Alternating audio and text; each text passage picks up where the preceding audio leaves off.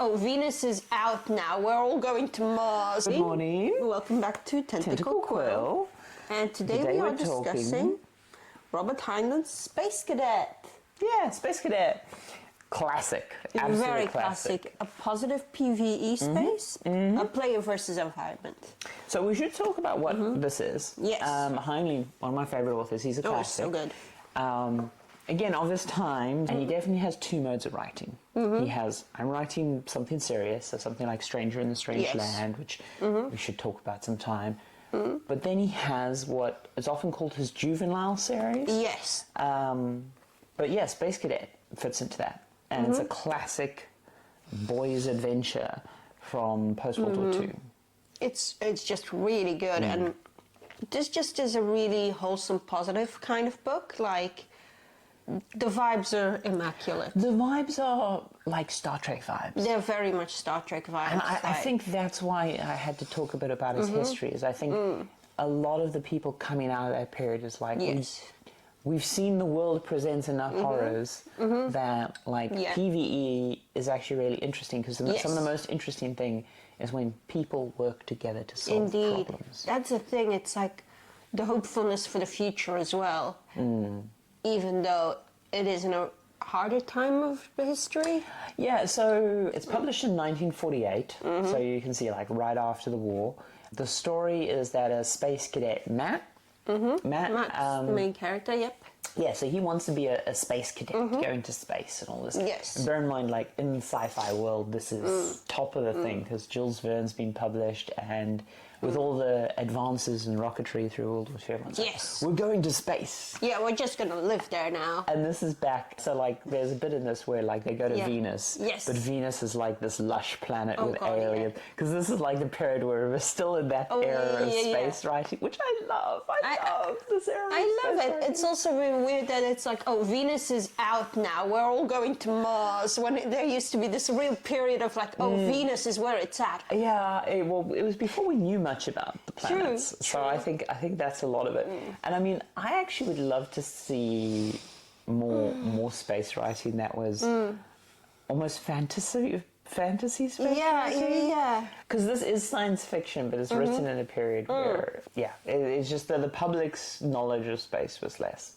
Yes. But yeah, so the story is that he wants to be a space cadet. And so a lot of it is the military boot camp story of making friends, getting told off by your instructors. Of course, making mistakes. Like your bunk mates and all that. You know, your dorm vibe and your squad. The personalities you encounter, that kind of thing. Yeah. So yeah, they go through that, and then they have like sort of the classic. The tropes are very well established in this sort of genre, and then they go on like one of their first missions, and something goes wrong, and they've got to solve it. And I don't want to spoil it because it's really, really good. But their supervisor, instructor person is taken out of the picture, and as a result, they have to work and solve this issue. And it's all about like duty and responsibility and coming of age and teamwork. It's really just a very optimistic Lord of the Flies. I mean, as in it's a group of kids left on their own.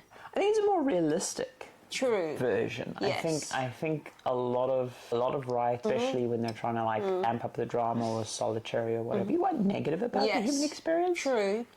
And I also find that there's a lot of value in not just duty, in the, what do you call them, the ideals, morals, the morals, that kind of thing, the values there. A lot of this is just realizing what values are important for them to become a spaceman or a patrolman in this case. And it kind of harks back to like really early English writing, like Beowulf and stuff, where also we're talking about these important values like heroism.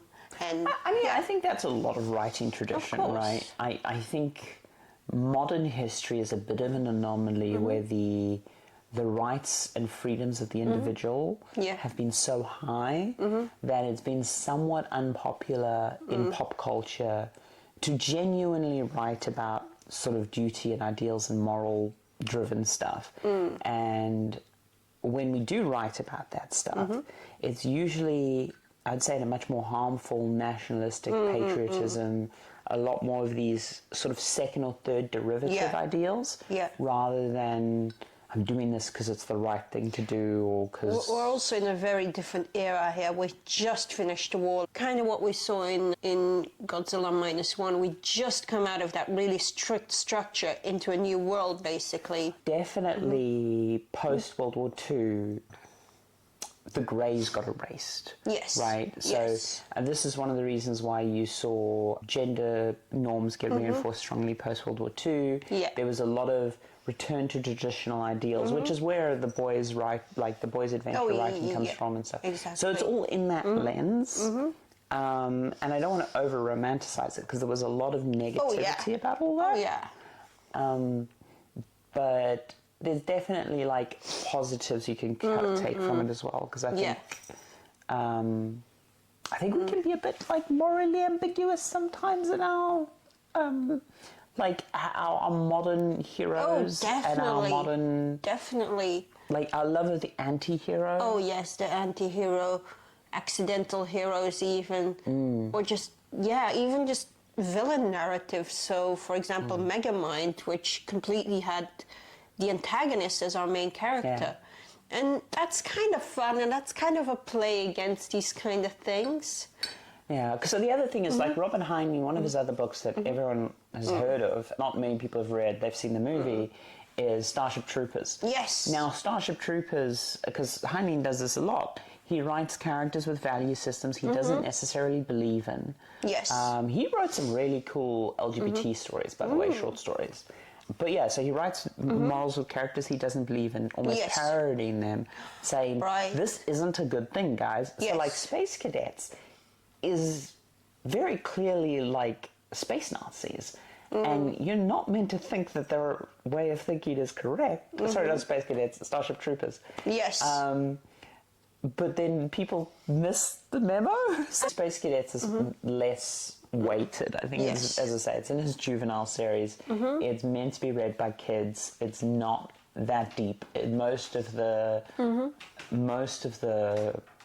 lessons are like very obvious. They're it's almost like a moralistic tale, but very positive in it. Like, usually it's like, oh, you did the thing wrong, you are getting punished, but this is like, you did the thing right, you are going to go on to have a bright future. Yeah. So, I mean, I would love to see more stuff written this simply, this short, this sort of honestly and earnestly, like, as I say, PvE being the big thing. There's not like some crazy thing, but I'd love to see it through a more modern lens, right? Yes. I'd love to see, like, basically this exact story, just not all boys maybe, and modern characters and stuff, but also just like, I think what I almost got this from Paper Girls, but Paper Girls went into weird places.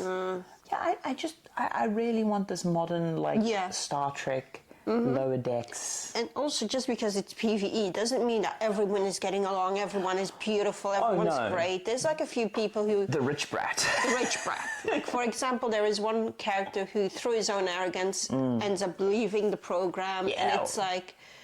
This is perfectly normal. But he's also redeemed. He's also redeemed, yes. Right, again, not too many spoilers, but he has a rich bratty moment. When their mission later is a problem, he re-enters the story and he re-engages. Yes. And it's good stuff. That's the thing, because sometimes authors go a bit the other complete opposite way, and they make half the story about interpersonal conflict, even though it's... Well, interpersonal conflict is the thing, especially when you're writing fantasy or sci-fi or some mythical place. It's the most transferable writing content.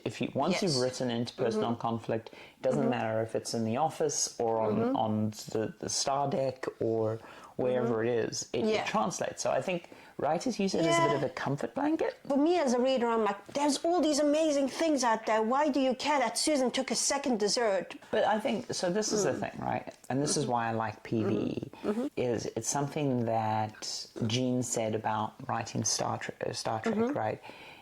Gene Roddenberry. Gene Roddenberry.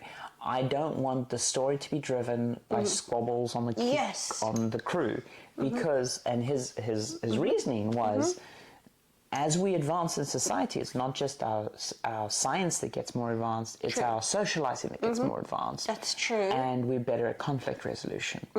And when he said these things, that was kind of out there. But now we see it, right? Like, think about if you saw two kids in the 80s arguing versus two Gen Alpha kids now, they're much more likely to talk about their emotions. They're much more likely to have positive tools to resolve conflict. Like, everyone jokes about the Bluey generation. And I think that's part of it, is like, not only being aspirational in the science, but being aspirational in the relationships. Yes. And if you're writing these space cadets squabbling like you did when you were a child, which is already out of date, kids have already moved past that. You're dragging the past into a future context. Yes. And that's the issue. I think, as well as being aspirational of, we can have rockets and go to space, it would be nice to be aspirational of going, you know what, I don't need to write a racist or a homophobic or whatever character. I can have the characters resolve this positively. It's a very dumb movie on Netflix called Time Trap, I believe. Editor Ducky will put the title over here somewhere. And in it, there was one thing that I just remembered. It's kind of a spoiler, but they kind of get stuck and they end up time traveling, the main characters, and they end up trapped in time basically, and they meet both cavemen and very, very far in the future humans.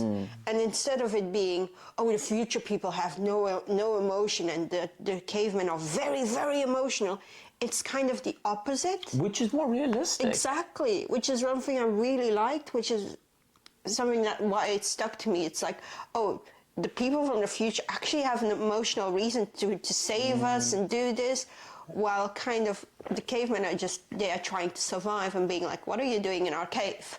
So that was also just a thing that, random aside, but here it's not completely realistic to just have no interpersonal conflict. That's never going to happen. But how you resolve it. So the key thing with PvE is it's not that these characters don't fight. The reason you are reading this, the reason you are turning the page is because the characters are working to solve the problem. Exactly. And the problem isn't another person. The problem is something's gone wrong in the environment. And the environment could be all kinds of things. But the key thing is it's usually not a thing with motivation. Because, the world is, it doesn't have to be a villain, right? It could be a volcano exploding, it could be a meteor hitting the planet, it could be a vital piece of equipment failing. Yes. There's a lot of ways to write this. Like if you're running a D&D game, it could be all kinds of, environmental factors that are breaking down. It doesn't always have to be a goblin party getting squished. Indeed. Leave the goblins alone. What have they ever done to you? Yeah, goblin rights. Goblin rights. This has just been a really fun, good read. Yeah. Definitely recommend it. It's a light read. We've talked about it a lot longer than the book is. Pretty much. We've rambled. It's a Hobbit situation. It's a Hobbit situation. It's also not a children's book if you're worried about that. It's definitely young adult. No. It's called the Juvenile Series, but this is, I think, because they didn't have YA as a categorization at the time. Oh, yes. And that is another, good evolution that we've made. Recognizing young adults as readers. Yeah, but also the genre. I often go back to the juvenile books and reread them. And occasionally I find a Heinlein I've missed, and whenever I go to a second-hand books thing, Heinleins, I always hunt down Heinleins. Especially because the covers are so good. I love these covers. It's also this format. Oh, the format, yes, the A format, A5? I don't know what it's got a name. Ducky over there. Yes, we used it for your. We used it for your. We used it for my space book, and it's a really good. the cover of Katori 5 was also kind of inspired by this aesthetic, by this shape. Well, Katori 5 at its heart is a, you know, what Heinlein was writing, the pulp boyzone adventure kind of thing. So, indeed. Definitely recommend pick it up. I don't think it's on Audible, but you will definitely find it as a Kindle, or just hit up your local second-hand book. Oh yeah, so finding any of the Heinlein juvenile stuff in second-hand books, it's always a treat. They're almost always there. And it'll definitely be of a time. You know, I do want to remind you this is written in the 40s. Yes, indeed. But approach it like that and you'll have a good time. Yeah, indeed. Yeah. Have a great day and have happy holidays. Yes, Merry Christmas soon. Almost. Toodles. Bye-bye.